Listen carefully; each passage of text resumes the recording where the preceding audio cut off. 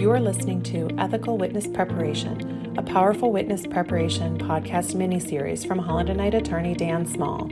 Dan is an experienced litigation attorney who has written books, published articles, and given talks around the United States on the ins and outs of witness preparation. In this 5-part series, he addresses the main ethical issues that arise during witness preparation and explains how lawyers can successfully navigate these issues while setting their witnesses up for success. In the last few episodes of this Ethical Witness podcast mini-series, we've looked at the ethics of witness preparation from the extreme case, the witness who lies or plans to do so. The tug-of-war between our ethical obligations to represent our clients zealously and protect the integrity of the justice system is no less challenging when we move away from the extreme. Where is the line between preparation and improper coaching, and how can we find it? The first step is to understand what the witness expects to hear. In a previous podcast series, I talked about the perception gap.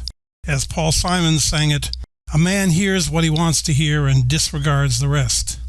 You cannot pretend that your witness is a blank slate that you can write on easily. Your witness did not get their perceptions of lawyers from you. They got it from TV and movies, where sleaze is what sells. If your witness expects that you want them to lie, everything that you say or don't say will be heard through that lens. You are the one who has to listen for and correct that distortion. The witness must first understand that you're seeking the truth. You have to tell it to them, early and often. You have to ask it of them, early and often. Of course, it's not that easy. Our adversarial system is constructed on the premise that the fact finder discovers the truth best through hearing each side's advocacy of their version. Justice Berger said in Getters v. U.S., an attorney must respect the important distinction between discussing the testimony and seeking to improperly influence it. The challenge, of course, is to find that distinction. Yes, it would be easier if we could stay as far away from that line as possible, but we can't. Our role and our obligation doesn't let us off that easily. We must be zealous advocates. How do we develop a framework within which to consider the limits on preparation? Let me suggest one from another world. A relative of mine is a successful author. She creates wonderful works of fiction that get translated into other languages for readers around the world. Knowing little about languages, I assumed that translating was a mechanical process.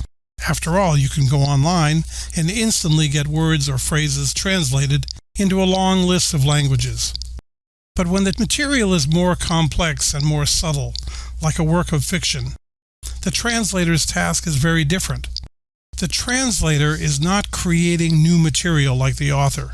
Instead, they're taking that material and making it understandable in another language. My relative receives a steady stream of correspondence from translators around the world. Some of it's quite funny, asking for help. After all, how do you say, "Hell's bells" in Japanese?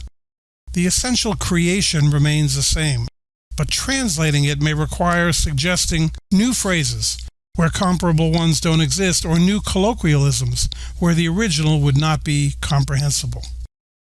After observing this process, it struck me that there are meaningful parallels to witness preparation. The witness is the author, the creator of the material. It's their reality, their truth. The lawyer is the translator, helping the witness to communicate that truth, that material, in a strange language, a strange rhythm, and a strange environment.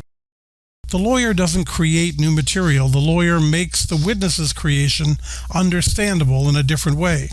Thus, the lawyer is permitted to prepare the witness to provide truthful testimony that's favorable to the client, as long as the lawyer doesn't encourage the witness to create a different truth. The Restatement of the law governing lawyers lists different forms of appropriate preparation, including discussing the role of the witness and effective courtroom demeanor, discussing the witness's recollection and probable testimony, revealing to the witness other testimony or evidence that will be presented, and asking the witness to reconsider his or her recollection in that light, discussing the applicability of law to the events at issue, reviewing the factual context into which the witness's observations or opinions will fit, reviewing documents or other physical evidence that may be introduced, and discussing probable lines of hostile cross-examination that the witness should be prepared to meet. And maybe most important, practicing the witness's testimony and suggesting choice of words.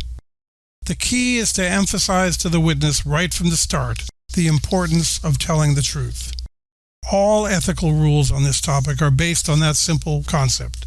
The witness needs to understand clearly and unequivocally that counsel is seeking the truth, no more and no less. With that foundation, effective witness preparation can and must go forward. As another author put it, it's probably unethical to fail to prepare a witness, and it is undoubtedly cruel to subject anyone to cross-examination without preparation. But no one said this was going to be easy. Thank you for listening to Ethical Witness Preparation, a podcast series brought to you by Holland & Knight attorney Dan Small. To learn about Dan and his practice, please visit hklaw.com/Daniel-Small.